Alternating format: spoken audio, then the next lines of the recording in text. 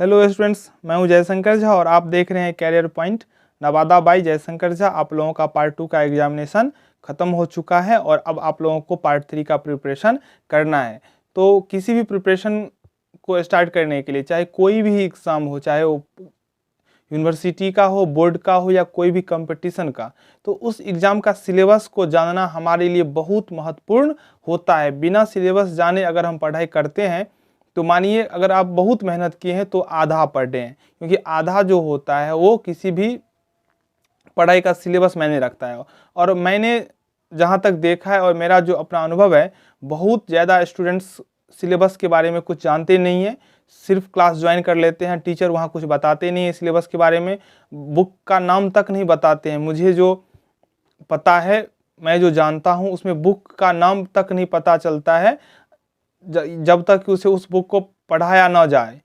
अगर आपको 5 बुक पढ़ना है और 3 बुक का पढ़ाई हो रहा है कोचिंग क्लास में, तो आप 3 बुक का नाम जानते हैं। ऐसा 50% स्टूडेंट्स होते हैं। मैं सबका तो नाम नहीं बता सकता हूँ, सबके साथ यही प्रॉब्लम होता है, क्योंकि बहुत ज़्यादा ऐसे स्टूडेंट्स होते हैं जो खुद जागरूक होते हैं पढ़ाई के प्रति, उसका उतना मेहनत होता है तो खुद जान लेते हैं, लेकिन कोचिंग क्लासेस में उन्हें बताया नहीं जाता है सिलेबस के बारे में या कोई भी बुक के बारे में।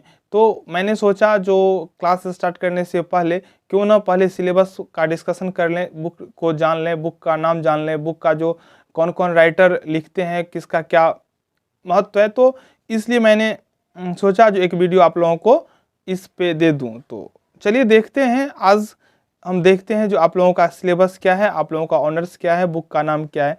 तो इस बार अभी तक आप लोगों का जो एग्ज़ाम हुआ है, पार्ट 1 में 2 ऑनर्स हुआ था, फिर पार्ट 2 में 2 ऑनर्स पेपर हुआ, तो अभी तक आप लोगों ने 400 का ऑनर्स का एग्ज़ाम दे चुके हैं और अब आपको 400 का ऑनर्स देना है इस बार। यानी कि अब जो थर्ड पार्ट का आप लोगों का एग्ज़ाम होगा वो 400 उसमें ऑनर्स होगा और 100 का जो होता है वो जीएस पेपर होता है।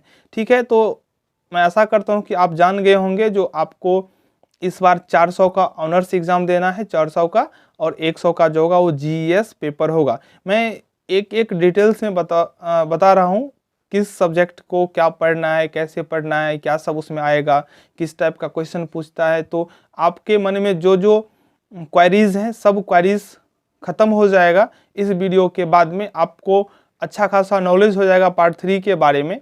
तो आप लास्ट तक बने रहें और जो भी आपको समस्या होता है, कोई भी डाउट होता है, तो आप ज़रूर कमेंट में बताइए, मैं आपको जवाब देने के लिए तैयार हूँ। और आपका डाउट आज इस वीडियो को ख़त्म होते होते कर देना है। तो चलिए मैं आप लोगों को बताता हूँ। तो 400 का ऑनर्स होगा। आप लोगों का जो पहला पेपर होगा, पेपर भी, क्योंकि पेपर 1 2 3 4 का आप लोग एग्जाम दे चुके हैं, पेपर भी जो है, 5वां जो पेपर है वह है फाइनेंशियल मैनेजमेंट।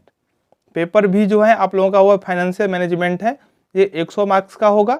पेपर भी आई यानी कि 6 जो है वो कॉस्ट अकाउंटिंग है, 100 मार्क्स का। और पेपर जो आप लोगों का भी डबल यानी कि 7 जो 7वां जो पेपर है वो है taxation theory and practice. Taxation theory and practice ये भी 100 का होता है, इसको टैक्स बोलता है लोग। और पेपर 8वां जो है आप लोगों का वो ऑडिटिंग है, 100 का। ये सिलेबस 2-3 सालों से ये चल रहा है। इससे पहले जो था ये 8वां पेपर ऑडिटिंग नहीं होता था, यहाँ पे स्टैटिक्स होता था, और ये ऑडिटिंग पार्ट 1 में दूसरा पेपर था, जो अभी स्टैटिक्स एंड अर्थमेटिक्स दे दिया है। तो इस प्रकार से आपका चारों ऑनर्स का नाम हो गया। पहला फाइनेंशियल मैनेजमेंट, दूसरा कॉस्ट अकाउंटिंग, तीसरा हो गया टैक्सेशन थ्योरी एंड प्रैक्टिस, और चौथा जो है वो ऑडिटिंग है। देखिए, तो 100 100 100 100, तो कुल मिला के 400 का आपका ऑनर्स हो गया। अब बहुत सारे स्टूडेंट्स के अंदर ये कन्फ्यूजन होता है कि जो इसका पासिंग मार्क्स क्या होगा। देखिए, हम सभी जानते हैं, अभी तक जान गए हैं, जो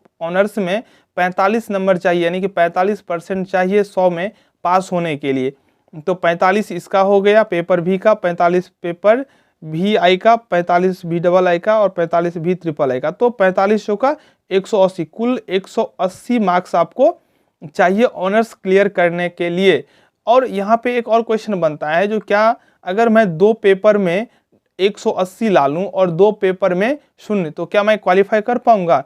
तो ऐसा संभव है। अगर आप एक में 10 लाते हैं, एक में 70 लाते हैं, एक में 50 लाते हैं, तो कितना हो गया? 70 50 120 और 10 130। तो अगर इसमें आप 50 ला लेते हैं तो आप क्वालिफाई कर जाएंगे। जरूरी नहीं है कि प्रत्येक पेपर में 45 मार्क्स हो, आप चारों ऑनर्स को मिलाकर 180 ला लीजिए, आपका एग्जाम क्लियर हो जाएगा।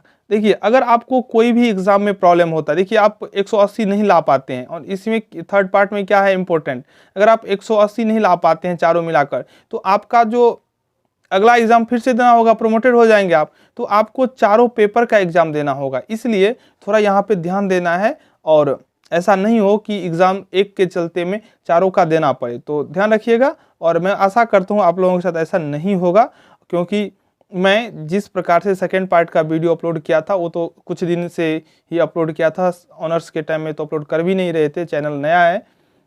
सब्सिडी के और हिंदी मैथिली के लिए मैं बनाया वीडियो और आप लोगों को दिया, जो कि आप लोगों के द्वारा अच्छा खासा रिस्पांस मिला। तो आप लोगों को मैं पार्ट 3 का एक एक टॉपिक अच्छा से कवर करवाऊंगा। आप हमारे चैनल के साथ बने रहें। अगर सब्सक्राइब नहीं किए हैं, कोई फर्स्ट टाइम विजिट कर रहे हैं, तो ज़रूर सब्सक्राइब कर लें। आपको यहाँ हर एक ज़रूरत पूरा हो जाएगा पढ़ाई लिखाई से, जो भी आपका प्रॉब्लम होगा। एक ग्रुप बना दिया गया है व्हाट्सएप का, उसका लिंक आपको डिस्क्रिप्शन में मिल जाएगा। जो भी जुड़ना चाहते हैं आप वहाँ से लिंक से जुड़ सकते हैं। बस ध्यान रखिएगा, ग्रुप में पढ़ाई लिखाई के अलावा कोई मैटर डिस्कस नहीं करना है, ठीक है। देखो पांचवा पेपर जो फाइनेंशियल मैनेजमेंट का, ये पूरा का पूरा जो है वो थ्योरी है, तो पूरा का पूरा थ्योरी है, इसको आपको लिखना होगा। यहाँ पे ऑब्जेक्टिव नहीं होगा, ठीक है, तो आपको सब्जेक्टिव होगा। और यहाँ पे एक बात और जान लीजिए, जो आप लोगों को जो 100% मिलता था 20 मार्क्स का, एग्जाम देकर तो आप लोग देख ही लिए होंगे, अभी भी दिए होंगे फ्रेमवर्क का, तो वहाँ पे 4 थ्योरी लिखे होंगे, और एक जो था वो पहला क्वेश्चन 100% 20 मार्क्स का, जिसमें 10 क्वेश्चन था 2-2 अंक का।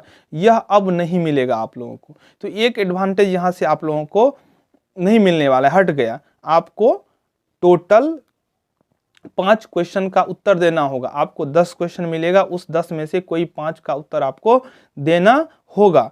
तो यहाँ पे आप उसके भरोसे मत रहिएगा जो 20 मार्क्स में से 16, 17, 16, 18 मार्क्स, 14 मार्क्स आप इजीली ला लेंगे 7 में, तो वो अब खत्म हो गया, वो अब आपको नहीं मिलने वाला है। तो आपको 5 का 5 थ्योरी लिखना है, और 10 में से 10 क्वेश्चन रहेगा उसमें से। तो एफएम में 1-2 चैप्टर ऐसा है जहाँ पे आपको प्रैक्टिकल का गुंजाइश है, प्रैक्टिकल आप पढ़ेंगे और आपको प्रैक्टिकल का क्वेश्चन भी एग्जाम में आ सकता है। लेकिन 2014 में आया हुआ था प्रैक्टिकल का क्वेश्चन, उसके बाद से कभी भी प्रैक्टिकल का क्वेश्चन नहीं पूछा गया है। तो आप ऐसा उम्मीद भी मत कीजिए जो प्रैक्टिकल पूछा जाएगा। बहुत ज़्यादा स्टूडेंट्स प्रैक्टिकल के भरोसे रहते हैं, जो प्रैक्टिकल मेरा अच्छा है, ठीक ठाक पढ़ा लिखा रहता है तो बना लेता है, टाइम बचत होता है लो। तो इस भरोसे आप मत रहिएगा जो यहाँ प्रैक्टिकल में आपको यहाँ पे 5 का 5 थ्योरी लिखना होगा। तो मैं आशा करता हूँ आप पेपर भी के बारे में भली भांति जान गए। चलिए अब डिस्कस करते हैं पेपर 6, ये कॉस्ट अकाउंटिंग है।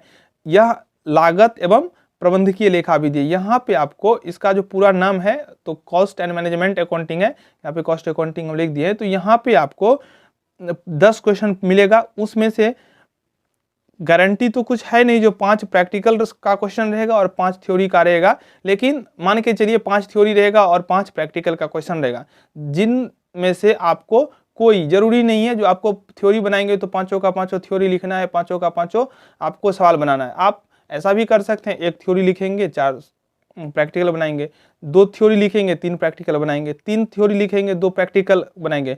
मतलब ओवरऑल अगर बात करें तो आपको कुल 10 क्वेश्चन में से कोई भी 5 क्वेश्चन का चुनाव करना है और उसका आपको उत्तर देना है। तो बहुत ज़्यादा स्टूडेंट्स अगर मेहनत किए होंगे तो प्रैक्टिकल वो बनाएंगे, और बनाना भी चाहिए, क्योंकि थर्ड पार्ट आप लोगों के लिए बहुत इंपॉर्टेंट है। 11th और 11th के बाद जो सबसे इम्पोर्टेंट है वो है पार्ट 3, क्योंकि यहाँ पे आप टैक्स पढ़ेंगे, यहाँ पे आप कॉस्ट पढ़ेंगे। इसका आपको बहुत आपको फ़ायदा मिलने वाला है। अगर आप आगे चल के अगर सीए का प्रिपरेशन करते हैं तो ये सब बहुत आपको हेल्प करेगा।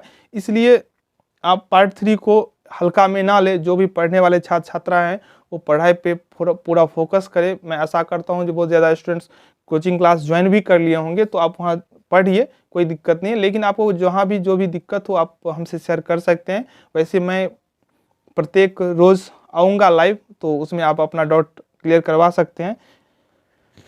तो यहाँ पे समझ गए 5 सवाल होगा, 5 थ्योरी होगा। ऐसा भी कभी कभी देखा गया 6 थ्योरी पूछ देता है, 4 ही सवाल पूछता है, तो उस स्थिति में आपको थ्योरी लिखना ही पड़ेगा। बहुत ज़्यादा जो कोचिंग चलाने वाले हैं वो सवाल बता देते हैं, थ्योरी नहीं बता पाते हैं, नहीं बताते हैं, तो ऐसा प्रॉब्लम होता है। लेकिन आपको मैं सारा सिलेबस इसलिए बता रहा हूँ जो आपको आइडिया हो जो हमें पढ़ना क्या है, परीक्षा में क्या पूछा जाता है। अगर सिलेबस के बारे में आप जानते हैं तो निश्चित रूप से आपका एग्जाम बहुत ही अच्छा होगा। चलिए, पेपर जो 7वां हुआ है taxation theory and practice. Paper जो 7 हुआ है टैक्सेशन थ्योरी एंड प्रैक्टिस, ये 100 मार्क्स का होगा। तो यहाँ पे पूरा का पूरा जो कराधान सिद्धांत एवं व्यवहार इसका नाम है, और इसमें से टैक्स के बारे में रहेगा। इसमें भी सेम कंडीशन है, 10 क्वेश्चन में से आपको 5 सवाल और 5 प्रैक्टिकल और 5 थ्योरी रहेगा। आपको कोई भी 5 प्रश्न का उत्तर देना होगा। पेपर जो आप लोगों का 8वां है वो है ऑडिटिंग। पेपर 8वां जो आप लोगों का है वो क्या है, ऑडिटिंग है। पेपर 8 ऑडिटिंग है, और ऑडिटिंग में पूरा का पूरा जो है वो थ्योरी है। इसमें से आपको 5 थ्योरी ही लिखना पड़ेगा। 10 क्वेश्चन रहेगा, 10 में से कोई 5 थ्योरी आपको लिखना होगा। तो ओवरऑल देखें तो फाइनेंशियल मैनेजमेंट और ऑडिटिंग पूरा का पूरा थ्योरी बेस्ड है। कॉस्ट अकाउंटिंग और टैक्सेशन जो है ये आपका प्रैक्टिकल होगा। आप अगर मेहनत करते हैं तो आप यहाँ पे प्रैक्टिकल बनाएंगे, और ये दोनों को आपको थ्योरी लिखना ही पड़ेगा, क्योंकि आपके पास कोई ऑप्शन ही नहीं है। और आप लोगों का जो 5वां होगा पेपर, ये ऑनर्स नहीं है, जनरल स्टडीज़ का। जनरल एनवायरनमेंट स्टडीज होता है, लेकिन जीएस इसको शॉर्टकट में बोला जाता है। ये 100 मार्क्स का होगा। इसको क्वालिफाई करने के लिए आपको 33 मार्क्स चाहिए। ये ऑब्जेक्टिव होता है, पहले होता था ये भी सब्जेक्टिव, लेकिन अब इसको ऑब्जेक्टिव कर दिया गया है। ऑब्जेक्टिव आपसे पूछा जाएगा, 100 ऑब्जेक्टिव देगा, उसमें से आपको 33 नंबर लाना है। लेकिन इसका प्रिपरेशन भी आप लोगों के हित में है, क्योंकि अगर आप इसका प्रिपरेशन करते हैं तो होगा क्या आप लोगों के लिए, तो कंपटीशन में भी मदद कर देगा। तो ये था आपके पूरे बुक का नाम और बुक के बारे में। नेक्स्ट मैं एक एक करके किस में क्या पढ़ना है, कितना पढ़ना है, कौन सा भाग पढ़ना है, क्या छोड़ना है, किससे ज़्यादा क्वेश्चन आता है, तो सबका डिस्कशन होगा। आप लोगों को एक सिस्टमेटिक ढंग से पढ़ाया होगा। तो आप हमारे साथ बने रहें। जो चैनल पर फर्स्ट टाइम आए हैं तो ज़रूर सब्सक्राइब कर लें, बेल आइकन को प्रेस कर दें, और बताइए आपको हमारा यह प्रयास कैसा लगा और आप कितना वेट कर रहे हैं नेक्स्ट वीडियो का। चलिए, तो फिर मिलते हैं कल नेक्स्ट क्लास में।